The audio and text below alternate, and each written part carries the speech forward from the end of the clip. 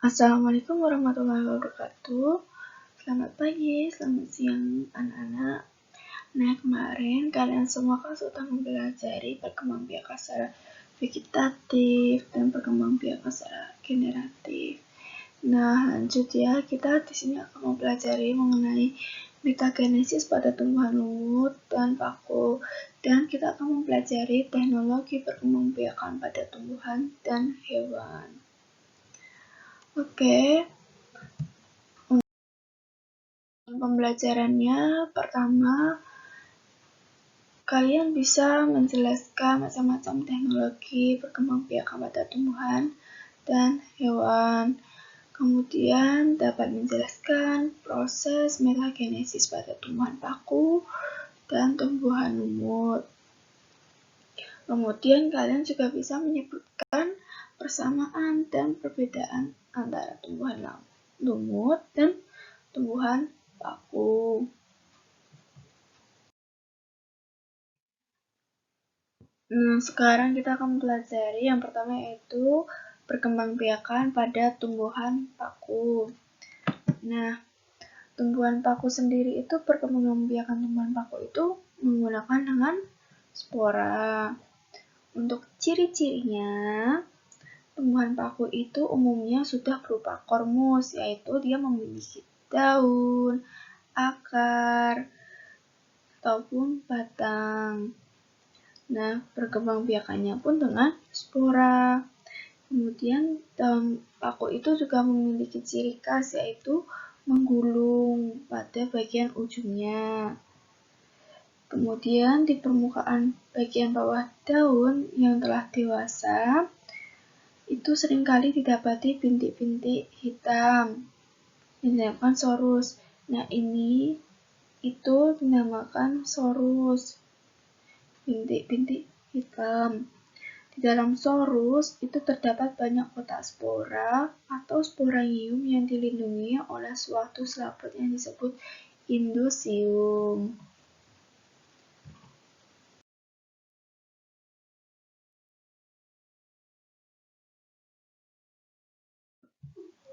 Nah, kita akan lanjut ke siklus. Siklus ini kan pasti akan berulang-ulang. Nah, ini siklus pada tumbuhan paku.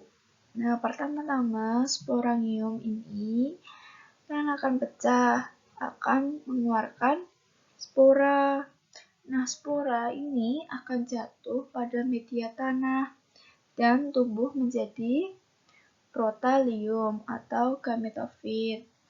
Nah, ini kemudian gametofit kan memiliki dua, yaitu gametofit jantan dan gametofit betina, yang mana gametofit jantan itu andaridium dan dia akan menghasilkan sperma, sedangkan gametofit betina itu dinamakan archegonium yang akan menghasilkan telur. Nah, kemudian terjadilah fertilisasi atau peleburan dan akan menghasilkan zigot.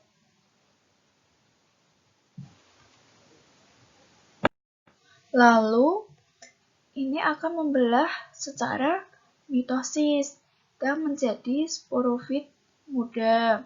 Nah, di sini sudah ada gametofitnya. Nah, kemudian akan menjadi sporofit dewasa. Nah, kalian di sini melihat yang warna coklat ini kan? Nah, itu merupakan kumpulan dari sporanium atau sorus.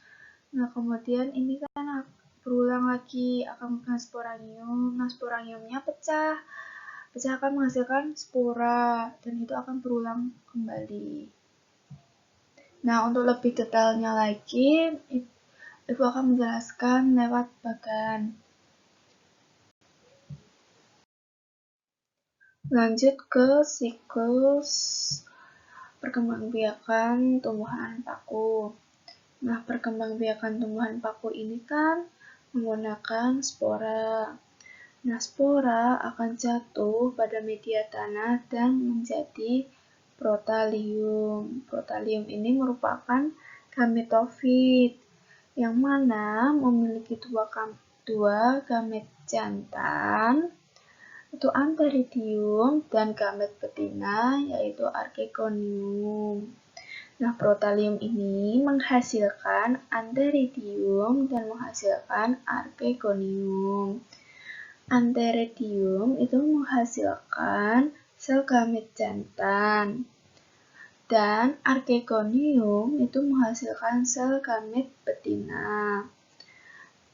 Nah, proses pembuahan kedua sel gamet akan menghasilkan zigot. Nah, kemudian akan berkembang menjadi sporofit.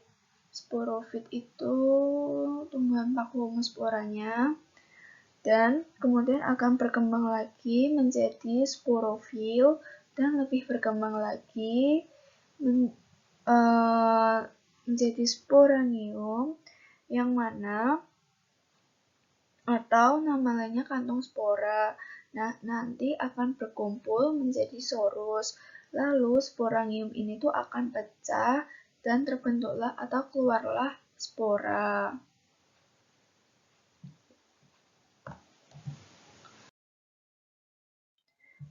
Untuk tumbuhan perkembangbiakan tumbuhan pada lumut, itu tuh lumut memiliki ciri-ciri. Nah, berupa talus, belum mempunyai akar, batang, dan daun sejati. Nah, dia tuh menempel media menggunakan rizoid. Rizoid itu mempunyai seperti akar, namun itu bukan akar asli ya. Nah, ini contoh lumut. Ada lumut tanduk, lumut hati. Lanjut ke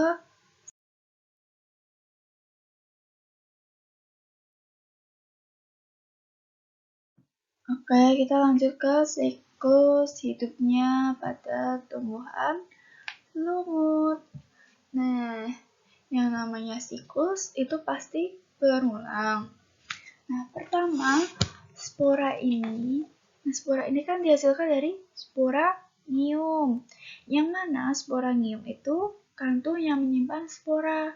Sporangium itu, jika sporangium itu pecah, nah spora ini akan keluar dan akan menyeburkan ke media dari akar atau berkembang menjadi protonema atau gametofit muda. Nah, coba lihat gambarnya ini. Nah, ini adalah memiliki rizoid, yang mana rizoid itu bentuk yang menyerupai akar. Nah, kemudian gametofit muda ini akan tumbuh menjadi gametofit dewasa, yang mana memiliki gamet jantan dan gamet betina.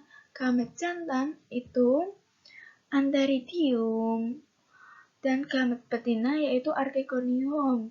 Nah, gamet jantan ini akan menghasilkan sperma, sedangkan kalau gamet betina atau archegonium itu akan menghasilkan ovum.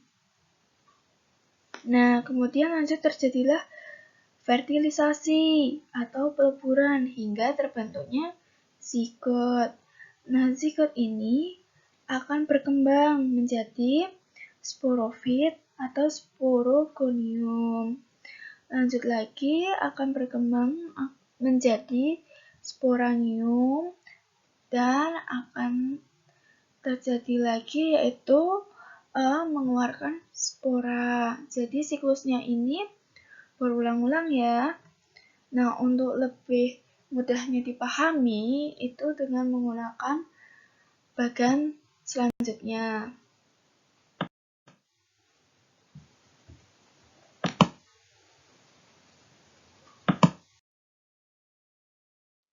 Nah, ini yang bagannya ya, lebih mudah. Nah, perkembangbiakan tumbuhan lumut ini kan diawali dengan spora. Spora yang tumbuh akan menjadi protonema atau lumut muda. Kemudian kalau tumbuh lagi menjadi gametofit yaitu tumbuhan lumut dewasa. Nah, ini dibagi menjadi dua. Gametofit ini dibagi menjadi dua, yaitu archegonium dan antheridium. Archegonium itu akan menghasilkan sel gamit betina, sedangkan Antheridium itu akan menghasilkan sel gamit jantan. Nah, mereka ini bertemu akan menghasilkan zigot. Kemudian akan berkembang menjadi sporofit atau sporogonium, dan kemudian akan berkembang lagi menjadi sporangium. Nah, nanti akan berkumpul, lalu sporangiumnya itu akan pecah dan keluarlah spora. Nah, begitu.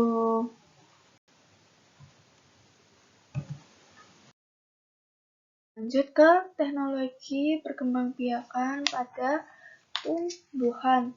Nah, teknologi perkembangbiakan pada tumbuhan ini itu berguna untuk memudahkan perbanyakan tanaman melalui prinsip perkembangbiakan tumbuhan. Nah, untuk beberapa jenis teknologi perkembangbiakan pada tumbuhan yaitu ada hidroponik, vertikultur, kultur jaringan, dan ada hibridisasi. Lanjut ya, untuk lebih ke macam-macamnya. Hibridisasi ini kan persilangan antara varietas dalam spesies yang sama yang memiliki sifat unggul. Contohnya sendiri pun ada jagung, kelapa, padi, tebu, dan anggrek. Lanjut, kultur jaringan. Nah, kemarin kan kalian sudah mempelajari kultur jaringan kan? Di perkembangbiakan secara vegetatif buatan. Nah, kultur jaringan ini tuh bertujuan untuk memperbanyak jumlah tanaman. Tanaman yang dikultur biasanya adalah bibit unggul. Contohnya aja seperti pada wortelnya ini. Kemudian lanjut ke hidroponik. Hidroponik itu tuh merupakan cara penanaman tumbuhan dengan menggunakan larutan nutrisi dan mineral dalam air dan tanpa menggunakan media tanah. Tuh tanamannya tuh seperti bisa paprika, tomat, timun, dan lain-lain. Lanjut ke vertikultur. Nah, vertikultur ini tuh hampir sama kayak hidroponik. Namun kalau vertikultur ini itu teknik budidayanya itu dengan cara membuat instalasi secara bertingkat. Nah, ini dia tuh membuat instalasi secara bertingkat kayak gini, tapi vertikal dengan tujuan untuk meningkatkan jumlah tanaman.